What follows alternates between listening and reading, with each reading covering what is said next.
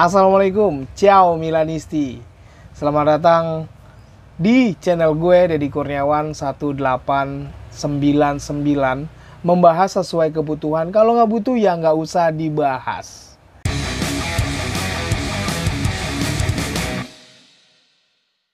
Tottenham versus AC Milan di leg kedua babak 16 besar Liga Champions League. Akhirnya sekian lama harus gue tekenin gitu, karena nih momen dimana kita tuh udah lama banget nggak ngerasain masuk ke Liga Champions di babak 8 besar. Ya walaupun gue tahu ada fans tim lain itu menganggap ya elah gitu doang aja tuh, diglorifikasinya itu berlebihan, lebay. Nggak ngerti sih lo namanya yang udah bertahun-tahun nggak masuk Liga Champions, udah gitu lawannya Tottenham lagi, ya Allah makin dibully aja nih. Yang kalah tuh dibully, atau Tottenham kalah nggak lolos, bukan kalah ya, karena di kandangnya Tottenham kan seri 0-0, kalau di San Siro 1-0 AC Milan menang. Ini Tottenham lawan Milan yang nggak lolos ke babak 8 besar itu dibully sama tim-tim Inggris lainnya. Udah gitu yang lolos ke 8 besar AC Milan dari Liga Italia, perwakilan dari Liga Italia Serie A, pasti diolok-olok sama fans tim lain gitu. Itu artinya ya udahlah, kita lagi menikmati masa-masa di mana Milanisti tuh lagi bersuka cita. Ini nggak ada yang paham sih nih kalau misalkan seneng banget gitu, apalagi dibela-belain mata begadang merah begini, terus harus kerja gitu paginya. Nih generasi milenial yang udah usianya 30-an gitu, bapak-bapak kan pasti aduh udah nontonnya effort banget, gue besok kerja gitu. Ini tetap ngeliatin kolom komentar tuh yang namanya ya elah masuk ke 8 besar aja lebay banget sih, mengglorifikasikan sesuatu hal yang ntar juga lu ketemu. Misalkan contoh ini kan pertandingannya kan bareng tuh sama Bayern Munchen versus PSG, menang Bayern Munchen dengan agregat telak 3-0. Siapa tahu ketemu Bayern Munchen, ya ampun belum apa-apa loh. Masih habis 8 besar ada semifinal. Habis semifinal 8 besar aja deh. Lihat aja deh. Soalnya nih AC Milan satu-satunya piala yang masih bisa diambil, direbut, yaitu Liga Champions, bro. Champions League ini satu-satunya piala yang masih bisa diandelin sama Milan. Scudetto. Udah jauh deh sama buat Napoli aja dah Scudetto. Lawannya ada Inter, belum lagi ada Lazio, ada Atalanta, ada Roma. Posisinya AC Milan di Liga Italia berapa? Belum di Coppa Italia kita udah gugur duluan, iya gak sih? Tapi nih ya, di pertandingannya Tottenham versus AC Milan di leg kedua Champions League ini, itu koreksi kalau gue salah, dan ini hanya bagian yang gue lihat aja, sepanjang 90 plus tambahan waktu, itu Tottenham mainnya kasar banget. Ya gue tahu itu kandangnya Tottenham, terus Tottenham tuh pengen dapetin gol duluan gitu, biar menyamakan kedudukan, apalagi di kandang sendiri ya kan sih. Tapi caranya Tottenham tuh bener-bener kasar, bro. Sampai semuanya tuh ya Allah. Di menit kesempatan pertama AC Milan datangnya itu dari Junior Mesias. Di menit 18 itu tendangannya dari sisi kanan melenceng ke sebelah kiri. Dia nendangnya Junior Mesias dari sebelah kanan ke arah ke kiri. Yang gue perhatiin sih itu. Tapi kalau misalkan ada yang merhatiin lebih dalam lagi selama 90 menit, ya berarti jago emang di bidangnya untuk ngurusan taktik, ya kan, segala macam tetek bengeknya yang ada di sepak bola. Lah, Milanisi model gue, fans layar kaca, Liga Italia. Ya gue senang-senang aja ngeliat AC Milan gapekan gue tuh main sampai ke 8 besar, menyingkirkan Tottenham Hotspur itu yang kurang lebih 12 tahun lalu. Kita disingkirkan, sekarang gantian loh. Tottenham mainnya kasar. Ada Brahim Diaz yang sering banget di-tackle. Sering banget di-tackle keras. Aduh ya Allah. Brahim Diaz ya, AC Milan sebelum lawan Tottenham, AC Milan itu mainnya di Serie A main sama Fiorentina. Di kandang Fiorentina kalah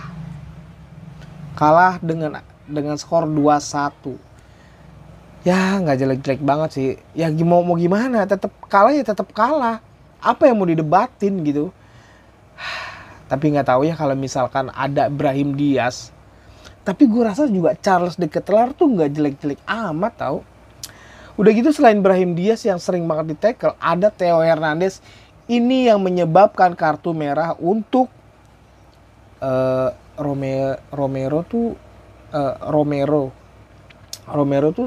gelandang atau back sayap sih. Gue nggak tahu komposisinya Tottenham tuh seperti apa. Kayaknya nggak peduli juga gitu ya.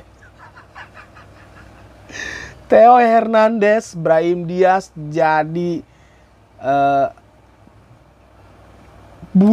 bukan bulian dong. Jadi tackle kerasnya Tottenham, pemain Tottenham. Ya Allah, gue bingung banget pengen ngomong di tackle keras. Ini efek kelelahan karena mungkin sampai nonton pagi buta gitu, terus langsung bikin nge-react video, nge-react pertandingannya Tottenham versus AC Milan. Lagian sih Tottenham kenapa mainnya kasar sih? Untungnya tuh AC Milan tuh nggak kepancing gitu dengan atas dasar Tottenham tuh mainnya kasar, ya nggak sih? Mungkin ada panditnya Tottenham Hotspur ini di luar negeri nih, beneran nih. Ya ampun. 30 menit setelah pertandingan selesai, bukan 30 menit. Kurang lebih 20 menitan, itu dia langsung nge-react video pertandingan Tottenham versus AC Milan di Champions League di babak 16 besar. Begitu cepatnya, dan dia meminta dengan hashtag Conte out. Ya Allah, cepet banget konten kreator Tottenham Hotspur itu. Ada insiden yang namanya itu Mike Maignan itu dilanggar sama Richarlison. Lalu dibalas sama Malick Thiaw. Back andalan AC Milan selain Malick Thiaw ada Pierre Kalulu sama Fikayo Tomori. Yang video kemarin pernah gue bahas sedikit.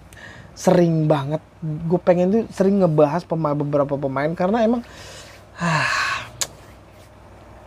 konten apa lagi? Kemarin gue bikin konten soal Osimhen aja, mau dibeli sama Manchester United, ada aja tuh yang ngebully soal gue nggak ngeriset. Gimana gue nggak ngeriset ya? Capek-capek juga sih kalau misalkan dibilang nggak ngeriset tuh. Padahal gue tuh udah ngeliat apa aja yang dibahas sama fansnya MU.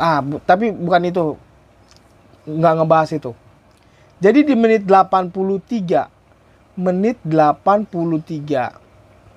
itu kesempatannya AC Milan. Ada lagi. Dan nggak masalah Richarlison sama Mike Maignan itu ada bentrok sedikit. Nah, kiper andalan kita, Mike Maignan itu mendapat kesempatan penyelamatan fantastis. Mungkin itu satu-satunya kesempatan Tottenham untuk menjebol gawang AC Milan. Sundulannya dari Harry Kane. Itu di menit-menit terakhir. Ya Allah. Gue tuh gue udah mulai percaya gitu, misalkan kipernya Tatarusanu pun nggak apa-apa gitu. Tapi bukan hanya Harry Kane doang yang di menit-menit akhir dapat kesempatan untuk mencetak gol. Ada Divock Origi. Ya Allah. Ini pemain kenapa tiba-tiba jadi rungkat? Ya Allah, rungkat lagi. Kesempatan terakhirnya Divock Origi tuh serakah sih. Kenapa nggak ngoper gitu? Atau emang instingnya striker itu kayak gitu ya? Ada beberapa pemain di setelah counter attack gitu ya, AC Milan counter attack di menit-menit terakhir, itu juga kesempatannya AC Milan buat cetak gol ke gawang Tottenham. Tapi kena tiang. Lagian ya, kenapa harus Divock Origi gitu?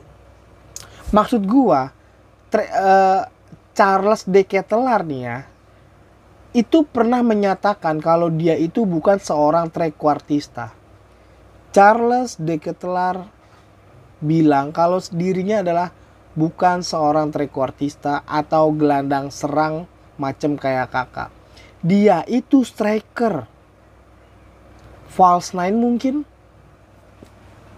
Tapi keahliannya dia bisa versatile gitu. Ada di sebelah kanan atau sebelah kiri, di tengah.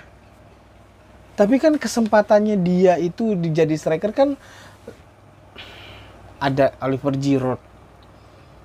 Kalau di Liga Champions Zlatan Ibrahimovic tuh nggak dimasukin karena dicoret digantiin Malik Thiaw gitu. Kenapa harus selalu ya Brahim? Terus Rafael Leao, gue perhatiin nih Rafael Leao ini pecicilan nih ya. Gue mulai, aduh cepetan dijual kayak gitu.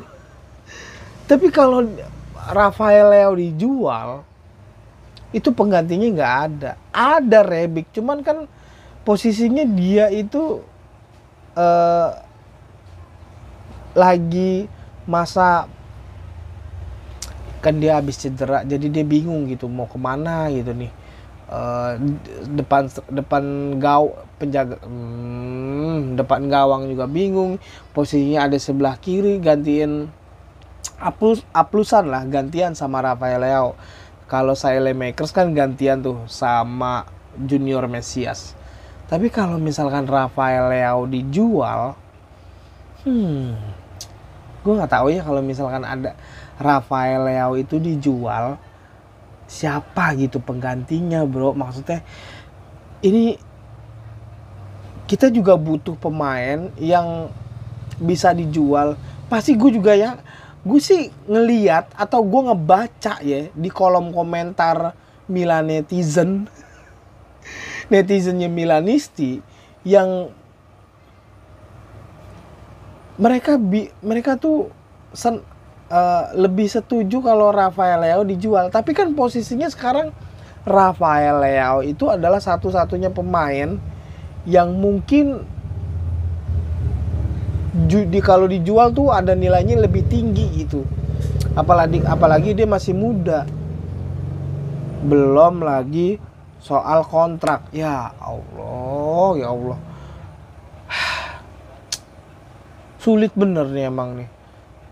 Udah gitu ada mungkin gestur-gesturnya Rafael Leao juga kayak orang gak seneng gitu diganti pas di menit berapa gitu ya kan. Gak semuanya tuh kayak tai lah, emang kasar banget gue ngomong. Jadi kita nantikan AC Milan tuh bakal ketemu siapa di babak 8 besar. Semoga aja tuh tim-tim yang seimbang ya. Jangan sampai ketemu Madrid gitu ya. Jangan sampai ketemu Manchester City gitu. Kita tahu kita tuh masih tim UMKM gitu. Masih merintis, hey. Di next pertandingan AC Milan versus Salernitana di Giornata ke-26. Itu hari Selasa tanggal 14 Maret 2022, kick off-nya jam 2.45. Selasa dini hari. Jadi buat lo Milanisti, jaga kesehatan, kurang-kurangin begadang, banyakin ngopi. Yaudahlah, sekian dulu. Terima kasih buat lo yang udah nyimak video ini di channel gue, Deddy Kurniawan 1899. Terima kasih, gue pamit dan assalamualaikum.